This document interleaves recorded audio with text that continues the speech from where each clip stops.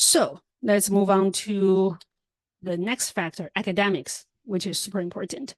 The first part I want to mention about is the major availability and the strength. Because you need to think about what kind of major you want to choose.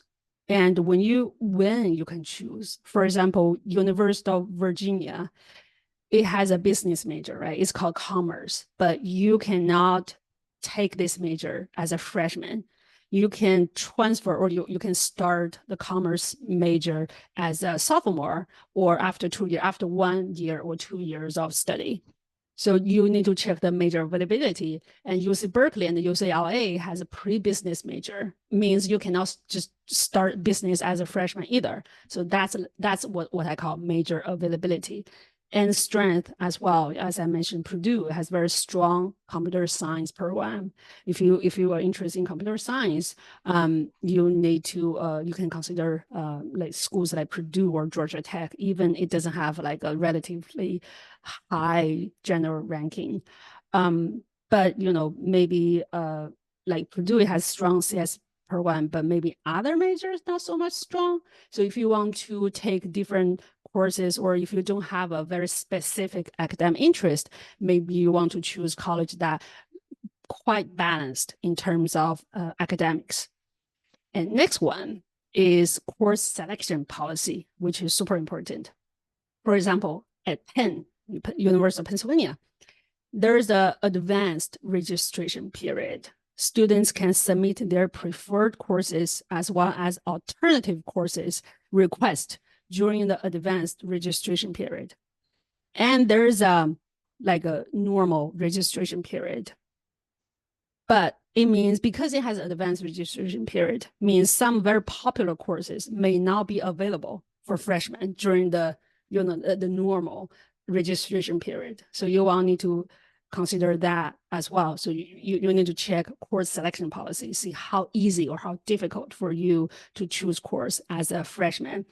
And UIUC, for example, students from other majors cannot take computer science major. So if you get into UIUC as a statistic or mathematics, then thinking maybe I want to take a computer science class, it's not gonna happen. Same thing at UCLA. If you come in at UCLA as an undecided, you can only declare like mathematics or computational mathematics. You're not going to declare as a computer science major as well. So that's course selection policy I'm talking about. And then I'm going to talk about transfer major policy. Then Emily will take over. A transfer major policy. Again, I use UIUC as an example because it has very strong computer science program and it's very popular. At UIUC, you cannot transfer to computer science regardless. You can't.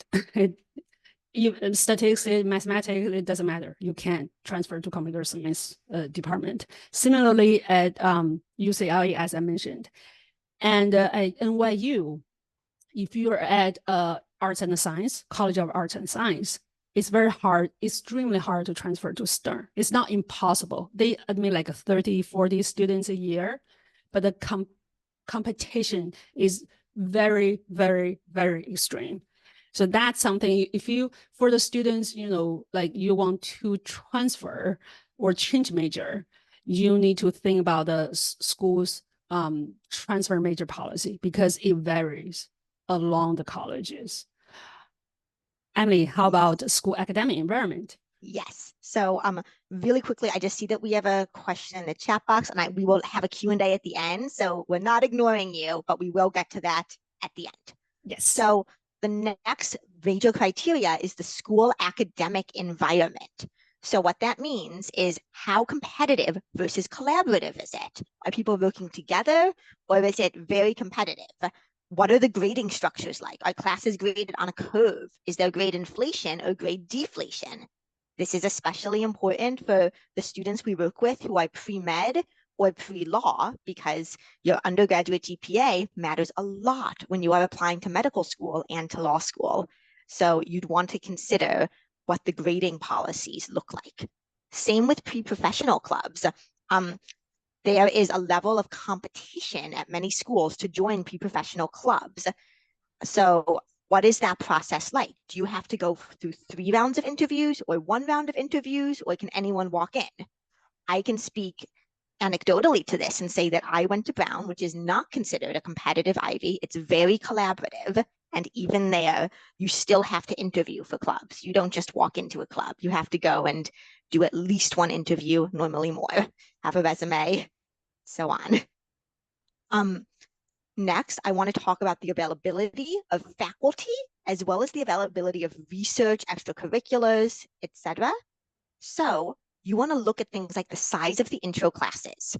You want to look at whether professors have office hours and if they are actually really open to talking to students at their office hours. You also want to look at the size of the upper level classes and if classes are taught by full professors. At the UC system, for example, a lot of those lower level classes are not taught by full professors. They're taught by adjuncts. That's fine depending on your goals. But if you are in a position where you're applying to professional school and you need strong letters of recommendation, you want to go to a school where professors are teaching so you can get a letter of recommendation from a professor. Same with research opportunities. You want what is the access to that like? Are you competing with graduate students, or are you competing just with people in your major, and so on? And finally, I wanted to ask about I wanted to talk about, not ask about, sorry, school selectivity.